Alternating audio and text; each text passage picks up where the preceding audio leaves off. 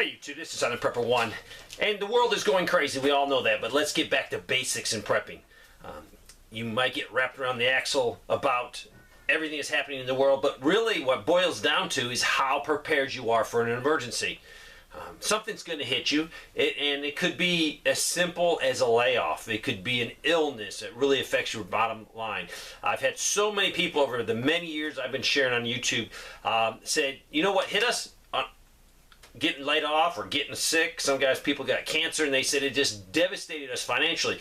But the thing that kept us going that I was so happy for was we had a huge pantry. We had emergency food put back. And now some was emergency food like a dehydrated product, or a lot of people just stocked their pantry. And that's what I recommend. Number one priority before you start buying expensive dehydrated food or freeze-dried food, buy exactly what you eat. There's no reason if you can afford it, not to have a year's worth of protein at your house. After you get a year's worth of protein of what you normally eat, then you can get into other things. But let me tell you what I'm doing. It's impossible to have a video and tell you what you need to do, because there's so many people out there. There's so many people that have money. Some are broke. Some have no storage space. Some are in apartments. There's no way. But I'm going to tell you what I'm doing for my protein needs. First of all, being self-sufficient is having animals. I think protein is the hardest thing to get. You can say, hey, I need some tomatoes. I could definitely, if it's the time of year, plant you some tomatoes with seeds. I don't need to really feed the plants. Yes, make sure they have proper fertilizer and good composted ground and water. But I don't have to come up with rabbit feed or chicken feed or cow feed if I was going down the protein route. So I think protein is the thing that you need to knock out right now. A lot of preppers store rice and beans, and I recommend that. I've put a lot back for my own family, for other families, and then also for the purpose of charity. If I know there's hungry people, rice and beans make a pretty decent meal with some spices, and people can eat. We have no idea what we're going into. So get your protein off, knocked off that list. Let's talk about what I'm doing. I have animals. We just put a pig in the freezer. We got 267 pounds of good meat. You could pretty much say it's organic meat, but I'm not certified. But really good quality meat. If you've never had a good quality pork chop, you don't know what you're missing. So we had 267 pounds of pork put back. Now it's great in the freezer because that is my preferred method. I prefer it over anything. Nothing beats getting a steak out of the freezer, hamburger meat out of the freezer. But when you have a freezer, you take that risk of being able to keep it powered. We don't know what we'll go into in the future. Is it a grid down event? Is it a tornado, hurricane? Just the grid deciding that it's done? So the freezer, you have risk. You have to counter that risk with some backup power and have redundancies. I have 3 freezers. The reason I have 3 is I have small freezers. So that way when one gets emptied or close to, I can take the last little bit out, put in the other 2, and unplug the third one. Then, if in an emergency, if I have a freezer to go out, I have an empty freezer. I can transfer everything and hopefully save everything. The 2 freezers that I have are chests. They're only 8.7 cubic. So it's not a huge freezer, but you can put a lot in 8.7. And then the one in the house is run off grid power. The other 2 are run off of solar. So I prefer smaller freezers than one huge big freezer. So freezing is my preferred method, but I have a lot of other methods. And let's get right into protein. I think one of the things my wife hates the most with protein is canned fish. Me and my 2 grandsons, this is our favorite right there. We will get on the front porch because I cannot open this in the house. I would be killed. You would have no Southern Prepper 1 ever again. My wife hates the smell of this stuff. My son hates the smell. My daughter-in-law hates the smell. So that when the boys go home, they know they've eaten this, and I hear about it. But we'll get on the front porch, open a can of this, get some good old crackers, and go to town. So I stocked a lot, but it's only for the three of us. So there's all kinds. I would recommend, if you like fish, going through and finding. I'm not big into sardines. I have a few. This right here, me and the little guys can just finish that off in minutes with some crackers. So I've gone with some fish products. Next, canned meats. Meats that you normally use. So now is the time to develop recipes for these items, then stockpile the things you're going to need to enhance the taste. We'll go right into it. Probably our mainstay is chicken. Now, we raise chickens. We have a ton of frozen chickens in the freezer, but we still use these, and these are Walmart brand. This and Keystone, excellent, excellent, excellent. The reason I don't buy a ton of Keystone chicken is because I go with the Walmart brand. It's as good as the Keystone. The Keystone's more expensive. I'm going to put a link to Keystone on Amazon. Amazon's very expensive. Go to Walmart, go to your supermarket, and find the Keystone. Probably the next thing that we really like is roast beef.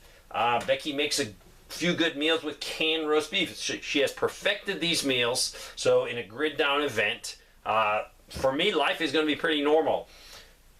Next, Keystone products make a lot of things. They make the beef and the ground beef. These are one of my favorites, definitely. Do I prefer this over a frozen pound of hamburger meat? Definitely not. But if you're in a hurry and you need to make sloppy joes, you need to make anything, definitely having some canned meats are good.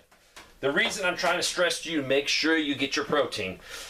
My neighbor had 8 chickens, and they were basically for eggs.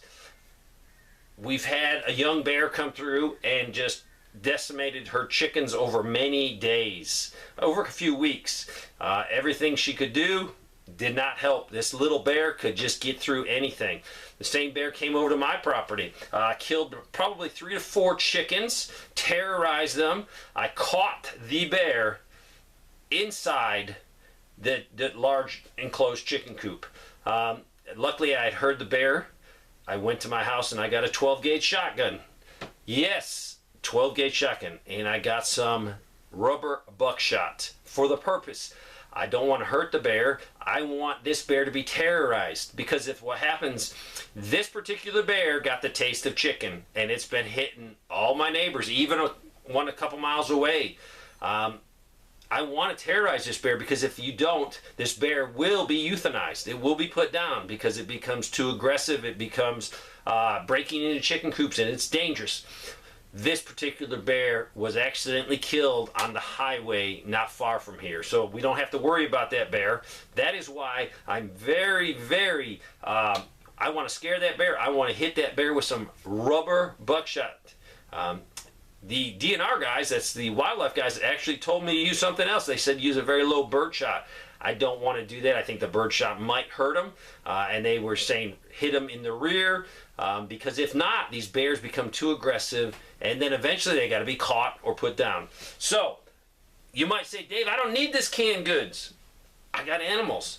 Those animals can be taken from you very quickly, or you might have to leave your house and not have a place to take your animals. So throwing some canned goods in your vehicle is important. And I value the protein, the meats. Now, there are some people that listen that are vegetarian.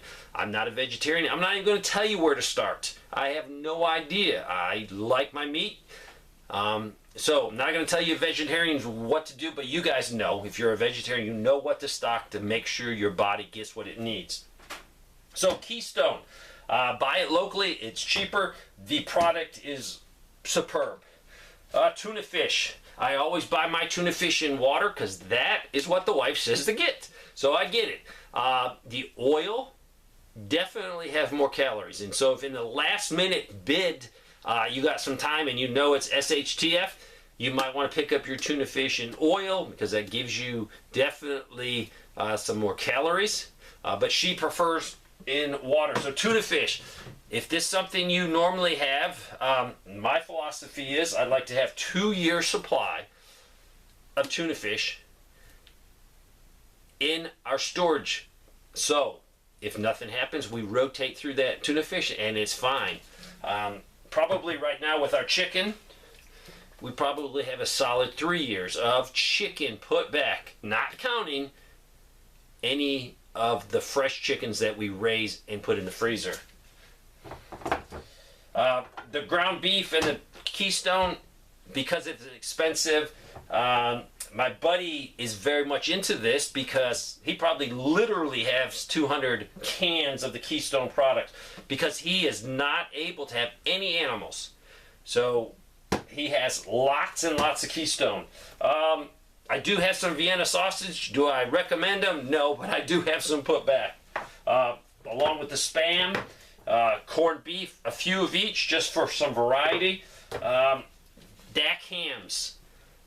I have a couple of people I know love these. My wife's not crazy about them, but you cut this up, fry them. It's not that bad. So, Dak hams, something put back.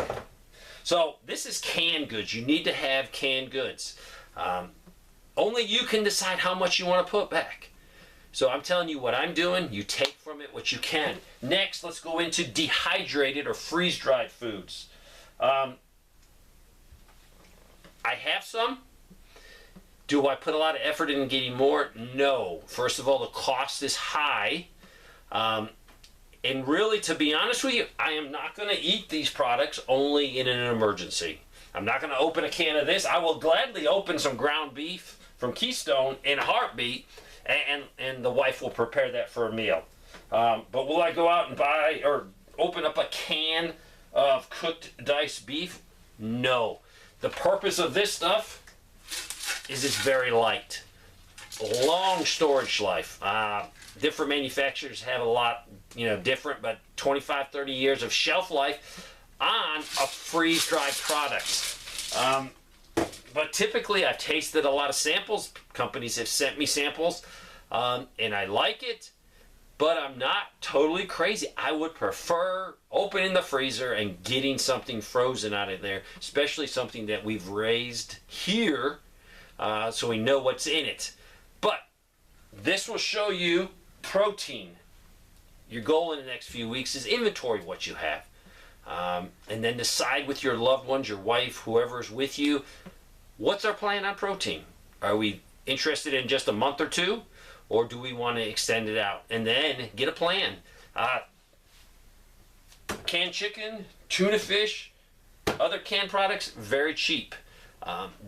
If you're on a budget, I would probably recommend the canned chicken and tuna fish, and then supplementing with some more of the Keystone products, being the beef, just more as a treat, just because of the cost. But that's my plan for protein. What is your plan? If you got any great tips for the viewers and for me, put them in the comment section. What are you doing to solve your protein problem? I totally recommend, if you can, to get more self-sufficient. That's raising some type of livestock or chickens, rabbits.